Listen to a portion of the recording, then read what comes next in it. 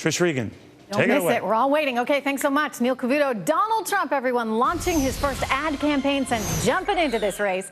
I am Trish Regan. Welcome to the Intelligence Report. Donald Trump unleashing a $300,000 ad campaign, airing 2 radio spots in the first 3 primary states of Iowa, New Hampshire, and South Carolina. You know, it just wasn't that long ago that he said he didn't need to advertise, right? Take a listen. I'm funding my own campaign. I'm putting a fortune. I'm spending a lot of money. Not as much as I thought, because frankly, I'm getting so much publicity, I don't have to advertise. Have to advertise. Important words. Well, these ads come as the Donald prepares to host Saturday Night Live this weekend. The promo takes aim at his toughest competitor, Dr. Ben Carson. Ben Carson is a complete and total loser. He said I could be his running mate. Cecily, did you hear? I'm Trump's VP. I'm just shopping around. All this publicity comes as a new Fox News poll shows the 2 candidates neck and neck, 26 to 23%. So back to these ads. Are they suggesting that the Republican frontrunner is finally feeling some pressure here with Ben Carson chomping at his heels? Joining me right now, best-selling author Gina Loudon and liberal radio show host Christopher Hahn, a former aide to Democratic Senator Chuck Schumer. But first, I want to go over to Blake Berman, who has all the latest details for us on this new poll. Blake, Carson and Trump, once again, very close.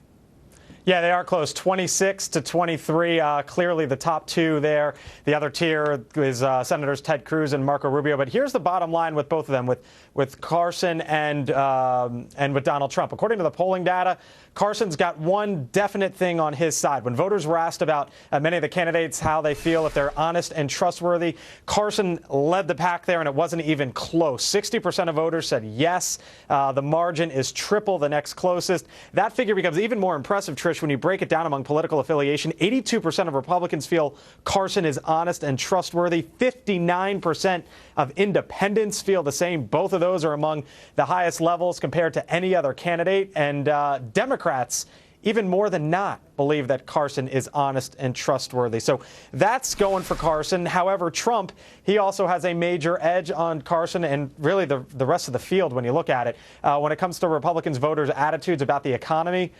42% feel the billionaire businessman is the one most qualified to handle the economy. And when you add up the next 7 candidates and combine, Trish, that adds up to 42. The Donald in his own right. 42. So something in here for both Carson and Trump. It's certainly interesting. Indeed. All right. Yep. Thank you so much, Blake. Gina Loudon and Christopher Hahn here with me. And Gina, what's your reaction to Trump's need suddenly to advertise in a state like New Hampshire, in a state like South Carolina, in a state like Iowa? Why now? I think probably because he can, and I think he likes leading. I think he likes being in that #1 plum spot there, and I think he wants to maintain that lead, and he doesn't want to fluctuate much and give anybody a little bit of a leg up and take a chance that might stick. So I think he's going to continue to advertise. Will they matter? Reality is that. Do you think they'll matter? I mean, do the radio ads make a difference, Gina? I honestly think they probably do. I mean, we've watched other candidates as they've started their ad campaigns slowly start to climb up a little bit in the polls. So, yeah, I think it's probably a smart idea. If Donald wants to stay on top, he's got to put a buck in. Hey, and Christopher Hahn, it's only going to cost him $300,000. No big deal. Hey, it's a bargain for him. And look, he is not getting as much free media as he was getting over the summer. Now it's the fall, it's big time money time, and people aren't covering him as much. Let's face it, the other candidates are making noise. He's got to stay out there with his own campaign and his own ads, and all the candidates are. Look, we're getting towards crunch time now. Things are starting to shape up. People are actually deciding who they're going to vote for. We're entering the scrutiny phase of these candidates where people are going to start making up their minds and scrutinizing their records. And if you want to stay on top, you got to tell your story and not let somebody else. Well, he's going to do part of that on SNL, of course, this weekend. Yeah. Saturday Night Live, where he will be hosting. We've already seen some pushback, though. I think we have a statement we can share with you from the Hispanic caucus that is demanding that he back off here, or rather the NBC back off. They don't want NBC putting on Donald Trump as a host for Saturday Night Live.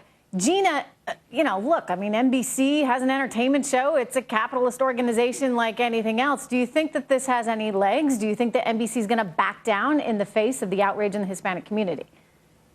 I think it's almost comical because there are a lot of Hispanics who are big fans of Donald Trump. I live in a largely Hispanic area here in San Diego, and I can tell you that a lot of them really like what Donald Trump is doing and saying. And so these more militant groups that tend to say they want to speak for the entire community, I think are getting to be more and more offensive to the actual citizens that are part of that community that aren't being spoken for by their lobbying groups. Speaking about being offensive, let me share with you a new video that has exploded online. It's gone viral.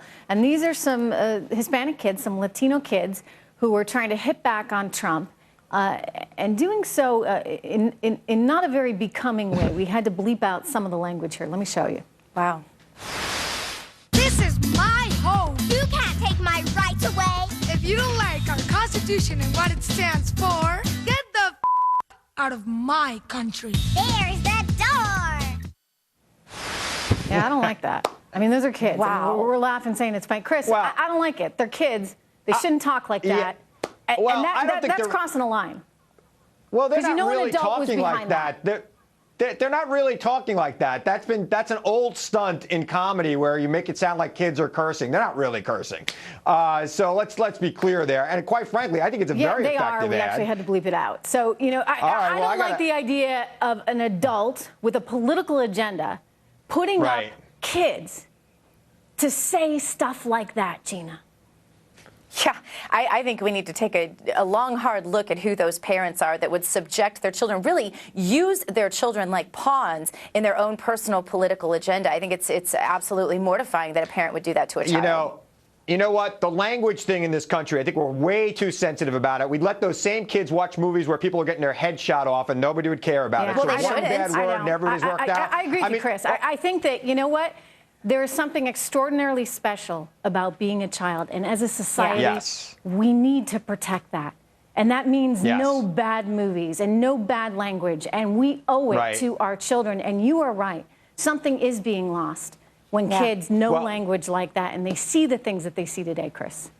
Well, you know, we also have to protect kids' right to be kids in America. Those kids were born here. This is the only country they ever known. And thank God they have a place like this where we'll take them in, give them an education. And what is being said to them by Donald Trump deserves an offensive response because it is offensive to those kids. Imagine being those kids. Chris, imagine being those kids and having to hear this. Go ahead, Gina. Imagine being the little American kid that just doesn't want to be the next person shot in a sanctuary city, right? Imagine that person. Imagine the family of those who've been killed by illegals that are here. And that's exactly the reason Trump has taken the strong positions he has, Chris. We're talking about Donald Trump's we're talking about what those children said in that video. They said that whoever disagrees with them should go to another country. I'm sorry. That's where I draw the line. The American citizens in this country that earned their legal citizenship should have that right. Guys, we got more stuff to get to. I apologize for cutting you off, but because we got a lot of news going on right now. This is very much an issue that's going to continue to remain in focus, though I will take the last word on that and say it is never acceptable to put a video out like that of kids exploiting children for your political use. Anyway, Gina, Chris, stick with me. Do not miss, everyone. Senator Ted Cruz, he's going to be joining me here on the Intelligence Report tomorrow. The presidential candidate's going to be here on Intel at 2 p.m. Eastern, only on Fox Business. And the Fox Business debate, it's less than a week away. I'm going to be there out in Milwaukee with Sandra Smith, Maria Bartiromo, Neil Cavuto. We are asking the substantive questions, the things that need to be talked about regarding our economy. It starts at 6 p.m. Eastern next Tuesday, only right here on Fox Business. Find out which candidates are going to be on the stage tonight when the lineups are announced right here exclusively, 7 p.m. Eastern on Lou Dobbs Tonight.